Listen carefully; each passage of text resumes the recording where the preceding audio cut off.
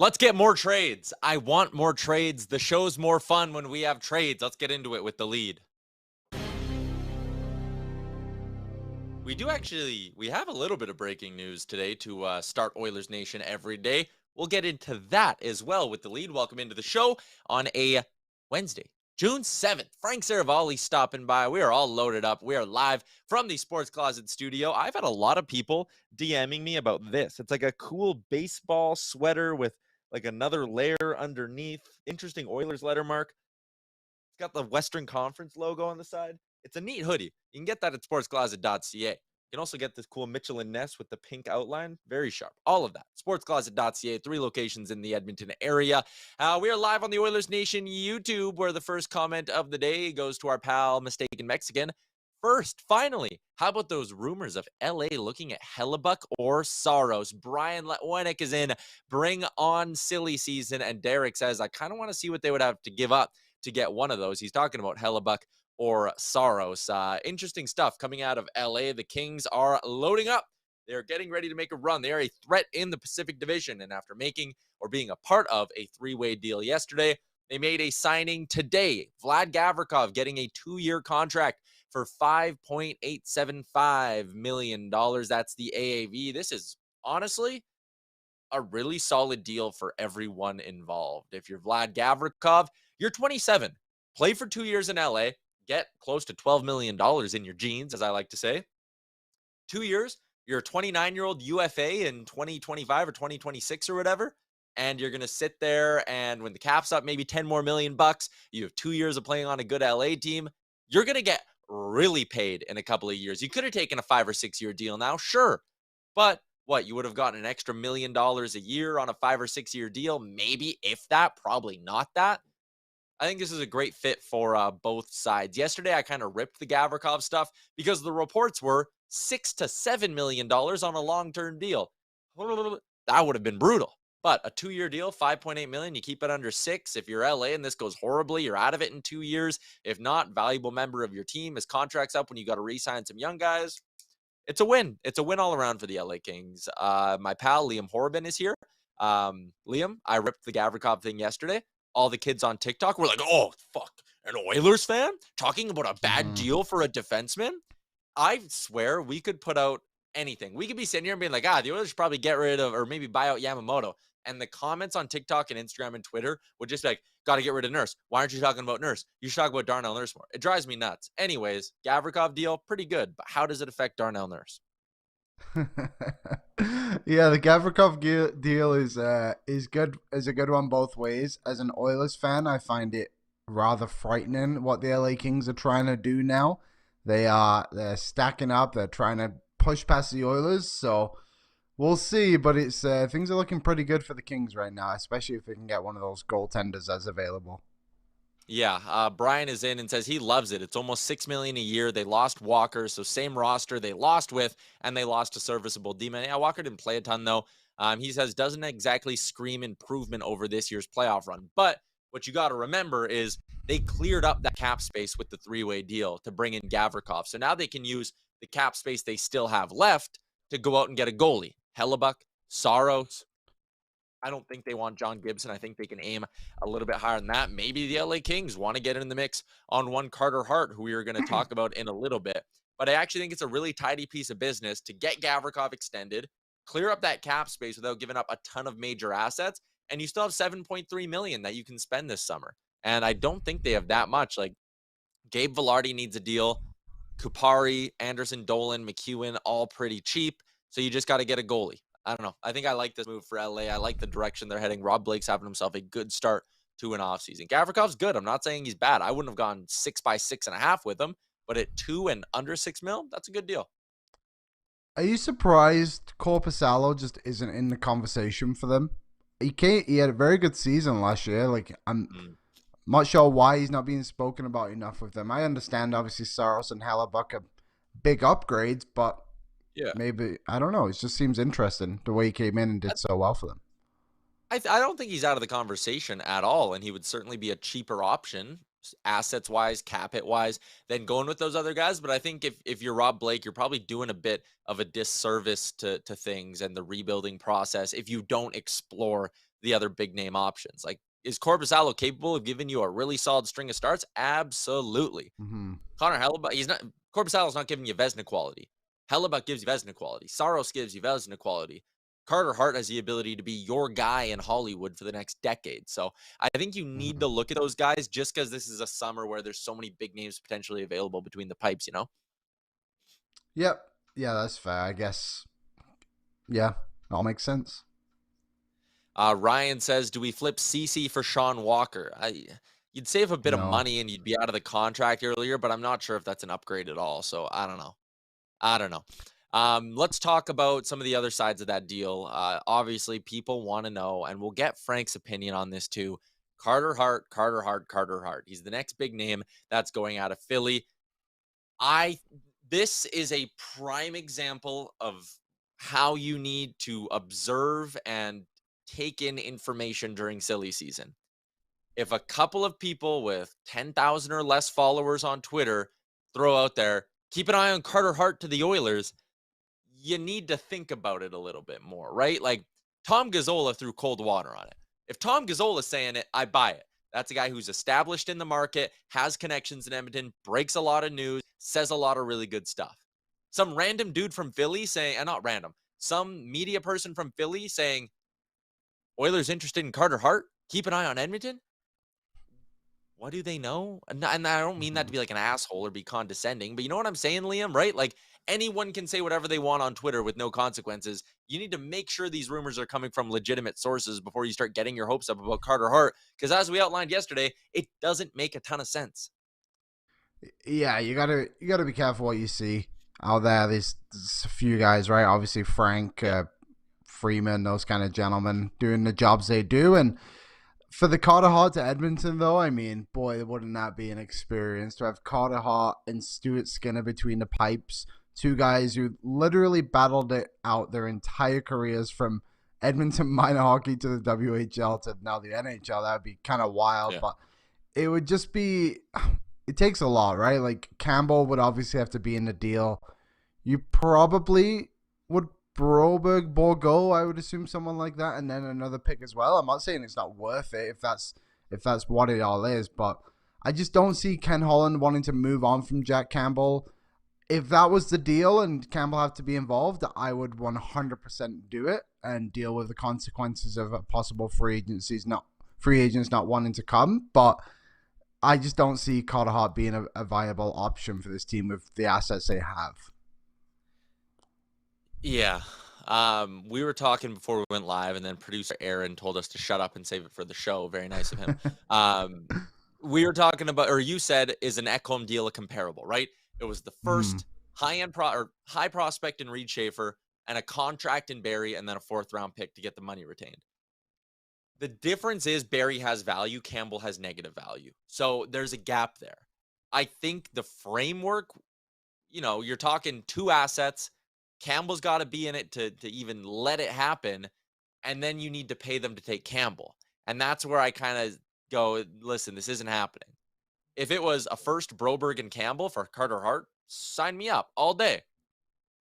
It's not going to be that. It would be a first Broberg, Jack Campbell, a first to get Campbell off the books. Probably a little bit more than that because he's got 4 more years at $5 million. You know what I mean? Like, it would just be astronomical for the Oilers to give up that amount of assets. And I just don't see them being in the market to do that. I think there is a 99% chance it's Skinner and Campbell next season. It just is. Would you move Skinner for Hart? I guess that's the other flip side of it, isn't it? So my response to that would be, why would Philly do that? If you're heading into a rebuild, why do you want a young goalie? Just keep your young goalie then.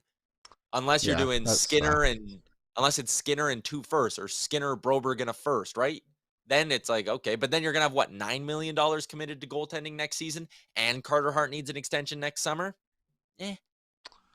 Yeah, it gets a little tricky after this year, I suppose. I guess that's another layer to it, is the Oilers would have to sign him to something, likely an 8-year deal the year after. I think the more likely one, and Brian just threw a mock trade in there for Konechny. That's the guy from Philly you're eyeing up. You're moving out Yamo. You're finding a taker for Fogle. You have the cap space to maybe get Konechny. The only thing is at that point, you're probably like forced to some extent to walk away from Klim Kostin, replace him with a league min guy. Like you can't have any other forwards outside of like McLeod brought back for over 1.5 if you're going to go get Konechny, or you somehow convince the Flyers to retain on that, which would be something. But I think that is way more likely that you see a Travis Konechny trade than a Jack Campbell deal. Let's get into our Sherwood Ford Giant offseason question for today, because we are about 5 minutes away from Frank Seravalli joining us on the show. And I wanted to talk about this one yesterday. I'm going to have an article with a few more in-depth notes on this, kind of an offseason preview for every Canadian team. But your Sherwood Ford Giant offseason question for the day: which Canadian team is going to be the most active this summer, and which Canadian team is going to make the biggest splash this summer? Liam, what are your answer to those questions? I think the answer is Winnipeg, right? Almost every On single both player on fronts? their team. I so what? Sorry. On both fronts, like most active and the biggest individual trade? Yeah, I think so. They have the biggest players on the market available. Connor Hellebuck obviously being one. Shifley looks like he's on the block a little bit too. Blake Wheeler, Luc Dubois. It just feels like it's open season for besides guys like Kyle Connor and Josh Morrissey, to be honest. So I think Winnipeg just hits the spot there. All the other teams like kind of know who they are, have a bit more identity to them, I guess you could say. But Winnipeg seem to want to find something new. Yep, I think you're bang on with who will be the most active, and it is Winnipeg. If they get ownership if Cheveldayoff can get ownership to go, hey, you can retain money on Wheeler and Shifley for this season. I give you permission to still be at the cap, even though we won't be very good. Blake Wheeler at $4 million gets you a very good asset. Mark Shifley at $3 million, you are getting a couple of great looking assets. Mm-hmm. Connor Hellebuck moved out the door is going to get you a haul regardless. Pierre-Luc Dubois is going to get you a haul regardless. But you're looking at 4 pieces where you're bringing in significant future assets, and that's the play for the Jets, is just do what the LA Kings did. Punt for 2 years. And then you're going to turn this thing around. You're going to be back in the playoff picture in a few seasons, you know? The only shame will be in 2 seasons. They'll probably be sitting there going, damn, we need to get a legitimate goalie from somewhere. But regardless, I think the Jets will be the most active. As for who makes the biggest individual trade out of all the Canadian teams, there's a few contenders. Winnipeg with Hellebuck is one. Ottawa with Alex DeBrincat is number 2, because I'm really intrigued to see how they're going to handle this deal. A year ago, they gave up a first, a second, and a third for him. Are you looking to just get those picks back? Because I think you can, or get close to it. Or are you looking for warm bodies? Are you looking for guys you can slot in? That's why we had the DeBrincat to Carolina for Pesce and a first, right? Get a guy on the blue line, get a first-round pick recouped, boom. You can kind of go from there. Maybe even you move the first-round pick. But DeBrincat's a contender. Hellebuck's a contender. If Toronto can't get common ground on an extension for Nylander, then he's in the mix for the biggest trade, but I consider that one unlikely. I really do think they're going to run it back. And number 4 would be the Canucks and JT Miller, Liam. And that's something I want to ask Frank about, because I'm very torn on what JT Miller's value is. This is a guy who scores a lot of points. He's had some good seasons in the past, you know? But we know that things aren't exactly great in that Canucks locker room. He was over a point a game last year, 82 points in 81 games. He would get you a really good haul, I think, or our team scared of that 8-year deal. Yeah, I mean, he is very intriguing, isn't it? Like him being on the block after signing that contract is something you very, very rarely see. So I don't know. Like I feel like JT Miller, like you said, is a very, very good hockey player. Is the Penguins locker room strong enough? I would say yes. Out of all the teams in the NHL, it's probably one that he could go into and not disrupt it too much with the core that they've had there. I think it could work in Pittsburgh if they were to move him there, but yeah, well, what is the value? Because you're kind of in a weird spot. We haven't seen this before. It is. And so the reason they'd have to move him quick is because his no movement clause kicks in on July 1. So if you want to avoid that wrinkle, he kind of got to get going here in the next 3 weeks. So, yeah, there you go. That's my answer. I think the biggest individual trade is a toss-up between Hellebuck, Miller, DeBrincat, possibly William Nylander, although I highly, highly doubt it. I want to save the AMA travel trade machine for after, because I want to get Frank's thoughts on the value first before we do that. Because again, like I don't know. Like, yeah, if a 100-point score is getting dealt and he had 99 2 years ago, then I'm sitting there going, he should get you a haul. But I just really do wonder about the contract. There you go. There's our question. Sherwood Ford Giant offseason question. Sherwood Ford the Giant, they are making a donation to the Strathcona Community Hospital Foundation for every test drive taken in the month of June. That's a great little deal. Everybody wins. You get to test drive a new car, and boom, the Strathcona Community Hospital Foundation gets a donation from our friends at Sherwood Ford the Giant. The question was, biggest possible trade you can see a Canadian team make, and who is going to... Ooh, Liam, we have a trade? No, I was just saying that's why he's not here yet. Oh, you're just speculating in our group chat as I adjust my knee, which is sore. You're just saying in our group chat that you think Frank's breaking a deal. That's why he's not in yet. Yeah, I think we're gonna get something live from Frank. Probably called a Hart to the Oilers. There he is. I highly doubt that's the reason he was exactly 1 minute late for his hit with us today. Frank Seravalli's appearances on the show, always brought to you by Star Mechanical, Edmonton's #1 plumbing and heating company. You can find them at starmechanical.ca. Now we get to the #1 insider in the NHL game, and you can find him at dailyfaceoff.com. Frank Seravalli hopping in the show. Frank, how are you doing? Oh, pretty good, Tyler. How are you? I'm great. We got something juicy to chew on from yesterday in the NHL, a three-way deal between the Flyers, Blue Jackets, and LA Kings. And in the moment yesterday when we were kind of reacting live on the show, I was just really confused because there were so many parts going around. After having a day to kind of look back on it, I go, I think this is a win for Philly. I think this is a win for Columbus. I think this is a clear win for LA as well. It is a win-win-win, but I also think it's of varying degrees. I understand what the Flyers were trying to do. I also this is an unpopular take. I don't think the Flyers got nearly enough for a guy that is a top pair defenseman in this league that really a couple years ago was trending towards being a #1. I think that's one of the real failures of NHL front offices is to properly evaluate players, specifically defensemen, on really bad teams, because you see the play of everyone else drag down that player, and all of a sudden he's viewed as someone who's not very good. I'll give you a recent example. No one really saw this 74-point season coming, but think about how low Brandon Montour's value was with the Buffalo Sabres before going to Florida. This is a guy that was a really sought-after defenseman who could skate like the wind in Anaheim, all of a sudden ends up in Buffalo and people say he doesn't know how to play anymore, and goes to Florida and takes off. And so I look at Ivan Provorov and I say a first and 2 seconds essentially is the meat of your return. And you take on a pile of really bad contracts in Cal Pederson and Sean Walker that I think has, it nixes the return for the Flyers, because you consider where they were at. They have cap space and they're beginning this rebuild and they can harness that to gain additional assets. They didn't. One part of this equation is out of whack. Either they didn't get enough to take on the bad contracts from LA, or they didn't get enough for Ivan Provorov. But when you smash this three-way deal together, I think the whole thing kind of leaves me wanting more, because especially since it's the same pick from the Gavrikov trade, you can essentially say that the Columbus Blue Jackets paid just as much for Ivan Provorov as they got from LA for Vladislav Gavrikov. And personally, I don't think Gavrikov and Provorov are in the same ballpark.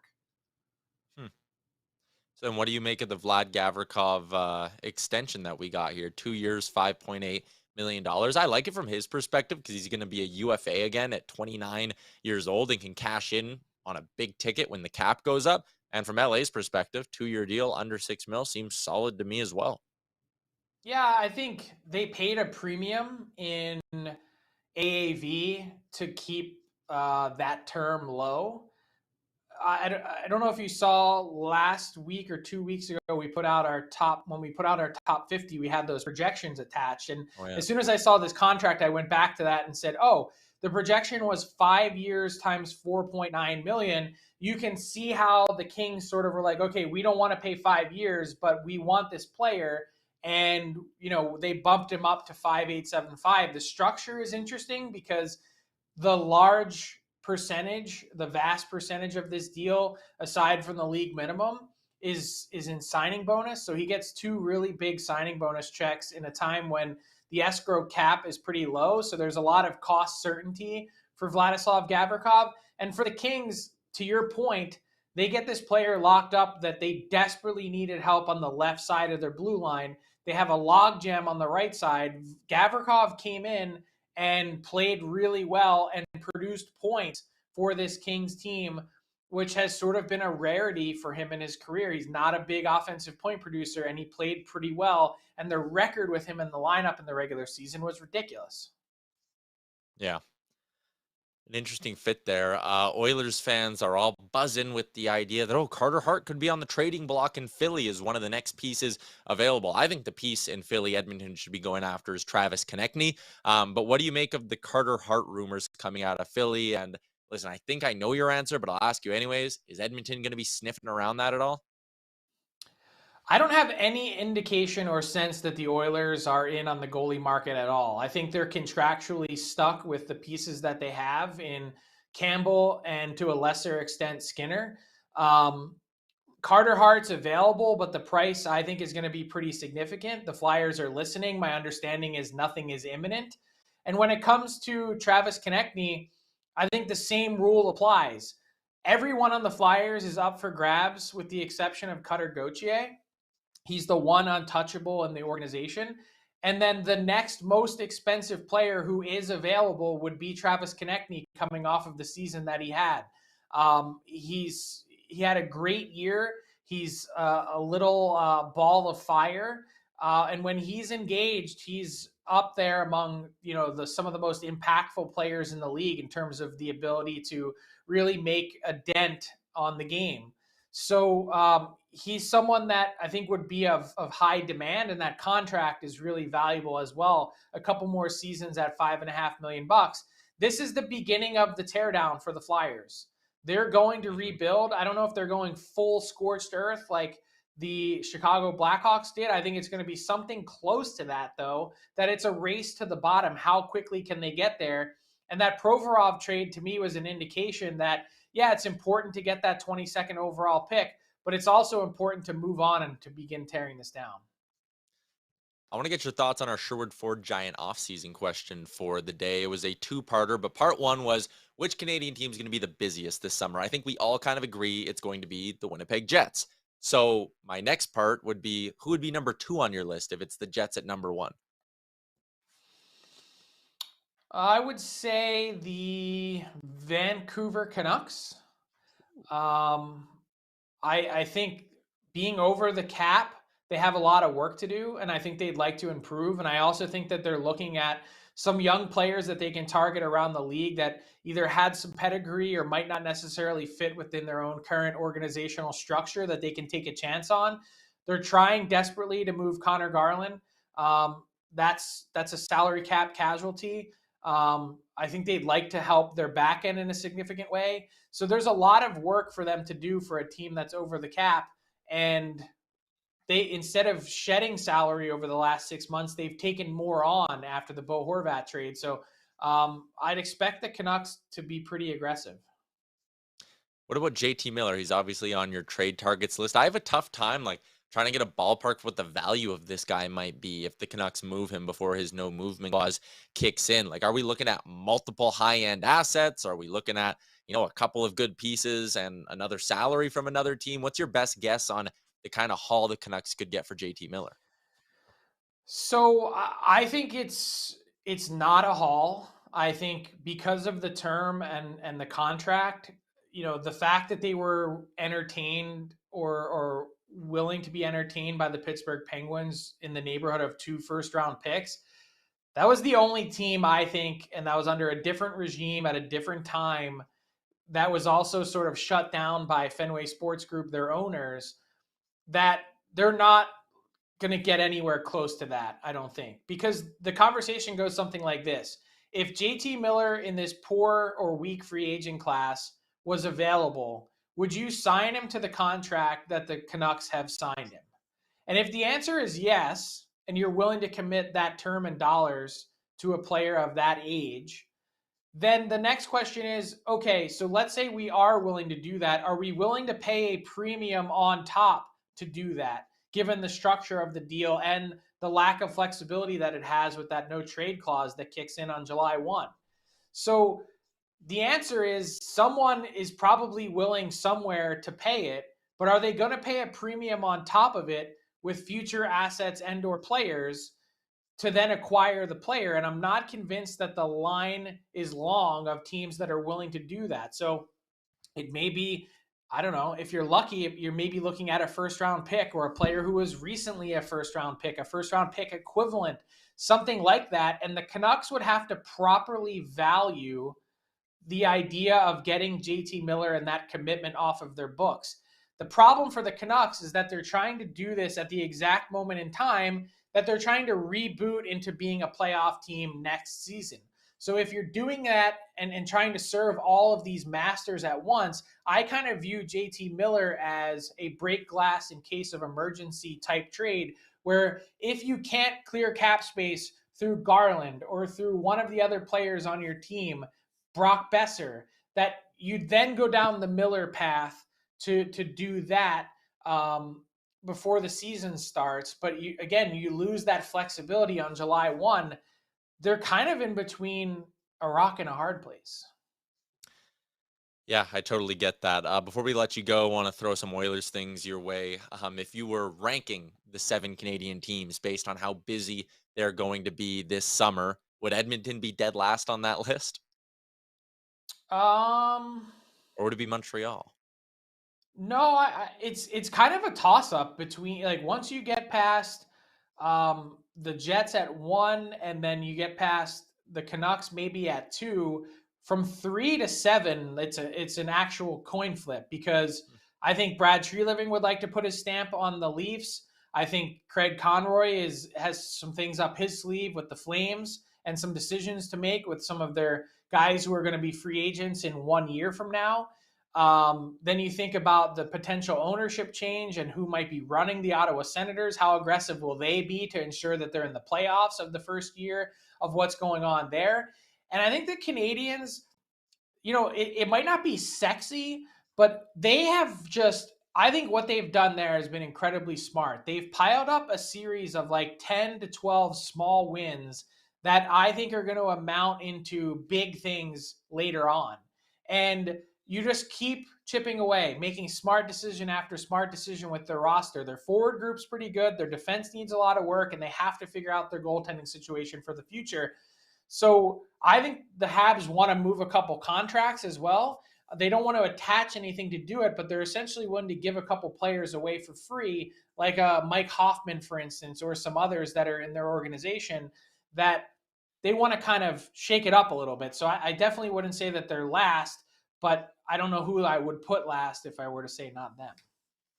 We heard Gary Bettman over the weekend talk about the salary cap potentially, or like he said, it's going up $1 million and then we'll do whatever next summer. You had been speculating for a while about the PA negotiation, and there's still a chance of that, as you've been saying on the rundown in DFO Live. But if the cap only goes up $1 million, the Oilers are really in trouble. Like, that could that extra $2 million little bit of wiggle room, that could drastically change their summer plans, no? Yeah, I think there's a bunch of teams, Tyler, that are sweating this announcement when it comes, most likely to be June 26th, the day of the GM meetings in Nashville.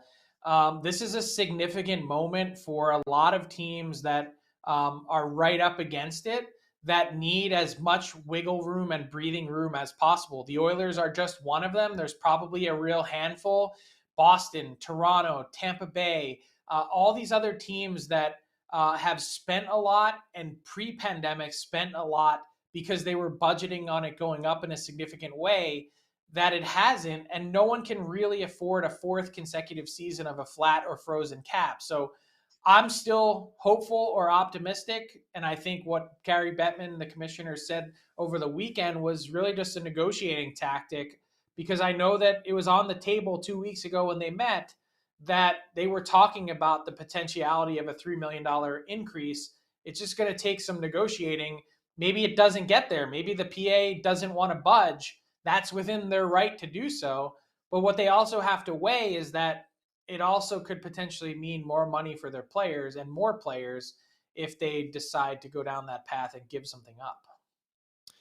Yeah, that'll be one of the many interesting things to watch here over the next couple weeks. We're a little bit we're about 3 weeks away from the NHL draft in Nashville, which will be a lot of fun. We'll be doing a ton of live content there for our friends at AMA Travel and Betway. So lots of Yaremchuk and Seravalli coming up in the next 3 weeks. Thanks for hopping on today, Frank.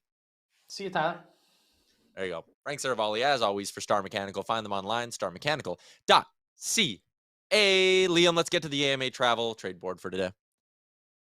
The trade machine, I should say. That's what we call it. The AMA Travel trade machine. We heard Frank kind of give us, a rough outline of the value here on maybe a JT Miller. So I want to put that through the AMA Travel trade machine, and this is what we got. JT Miller does indeed go to the Pittsburgh Penguins. The new regime, Kyle Dubas, wants to give that top six in Pittsburgh a little bit of life, a little bit more zip, pizzazz. So he goes and gets JT Miller, who's signed for the next 7 years at $8 million. In return, the Canucks are getting a first-round pick this year. Maybe it would be a first-round pick next year, just to lessen the value a hair. They get Marcus Pederson on their blue line at 2 more years, $4 million, helps offset the salary a bit for Pittsburgh, gives Vancouver a guy to help freshen up their blue line right now. And then Sam Poulin is a prospect, former first-rounder, but a guy who probably needs a little bit of a change of scenery. Only scored 4 goals in 15 American Hockey League games last season. Listen, Frank kind of said a first-rounder or an equivalent is the ask. I think Pederson and Poulin up it a little bit for Vancouver while making the salary work. Maybe this allows Pittsburgh, with the money they shave with Pederson going out the door, maybe they can go sign a guy like a Damon Severson to upgrade their blue line a bit. What do you think of the value here? Liam, who says no?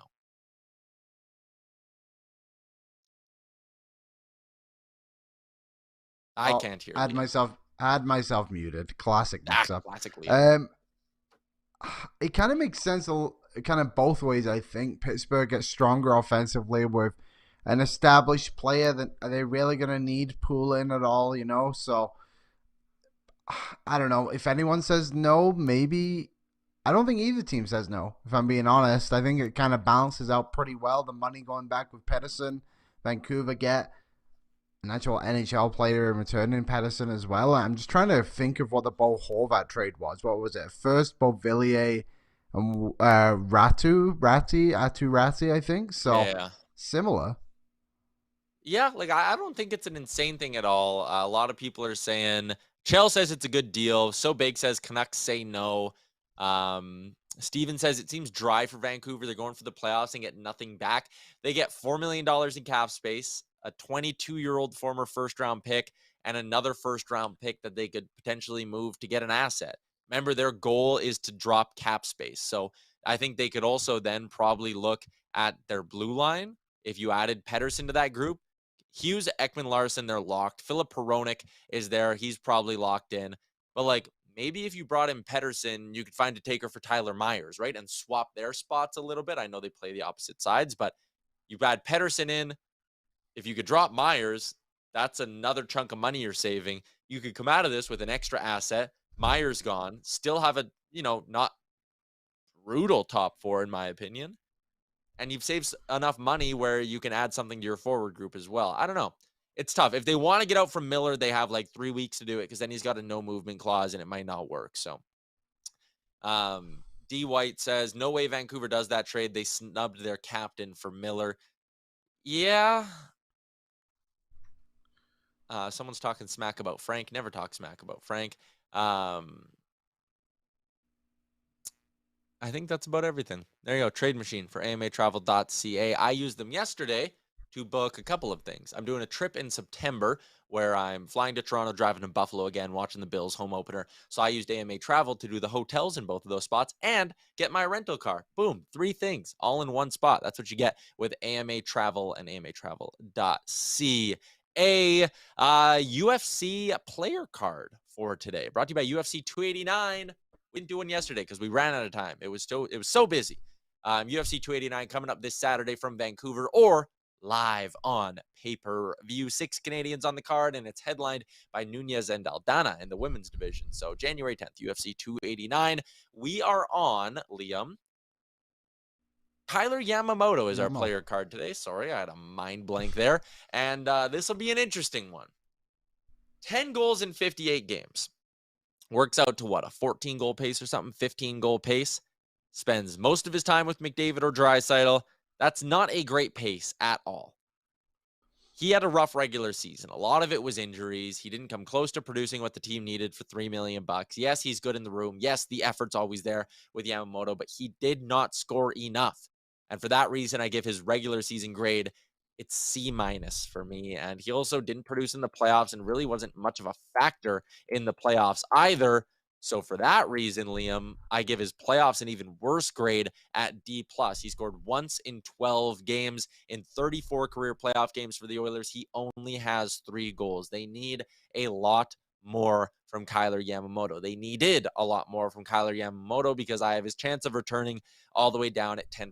I think there's like a 60% chance they trade him, 70% chance, 30% chance he's bought out.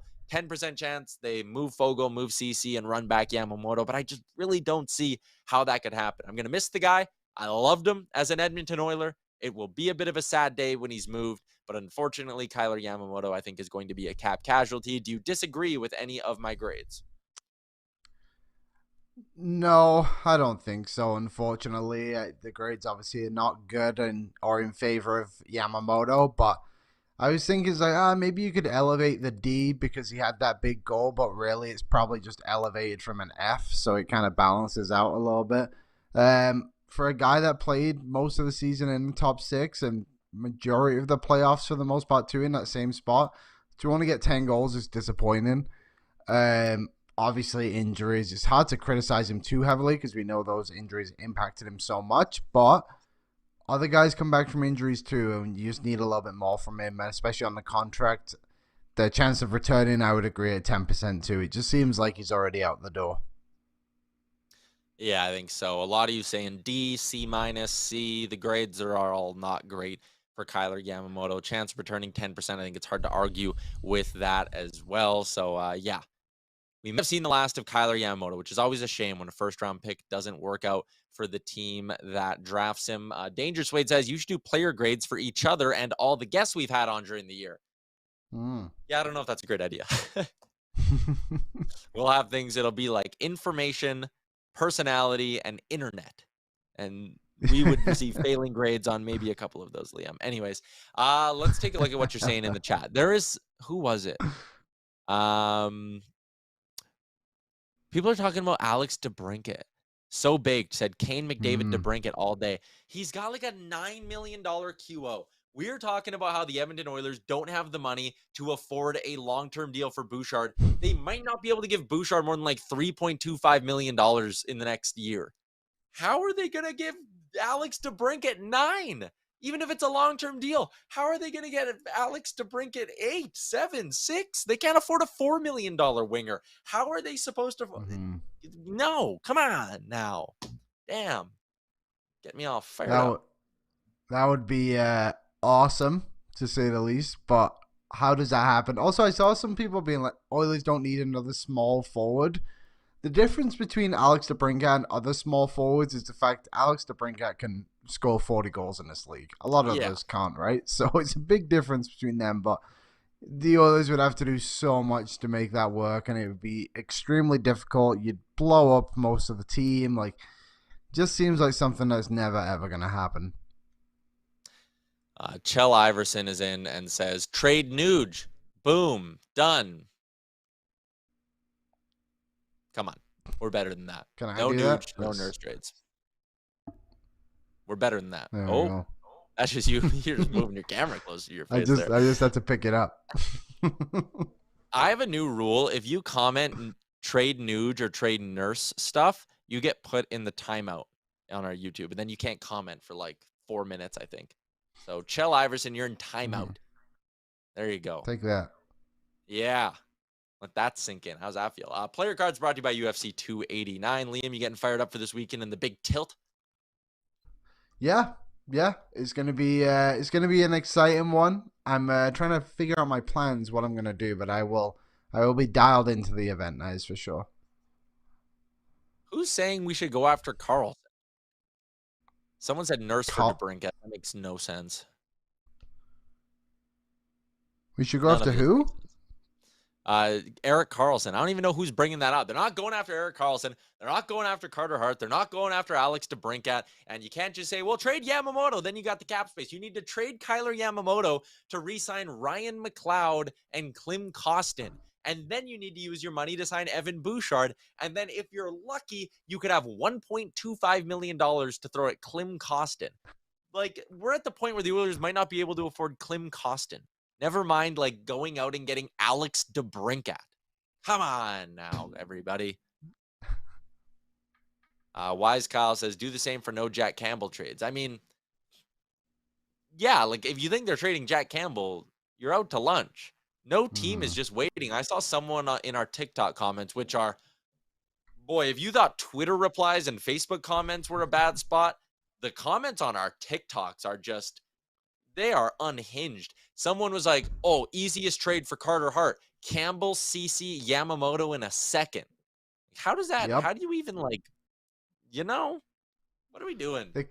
The youth, Tyler, the youth, they don't know they don't know how to do this anymore. They just sit at home all summer, play their little video games, GM mode, and get all these trades go through, and they think that's the world we live in. No, it isn't. No, it isn't. Fighting Armor says the NHL needs a luxury tax, not a hard cap. Yeah, 100%. Be a way better system, especially for a team with a rich owner like the Edmonton Oilers, a rich owner who wants to win. It's never going to happen, man. They've negotiated too many CBAs with the hard cap.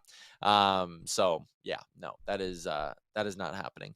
Let's wrap up the show with our other sports report for Betway 19+. Please play responsibly.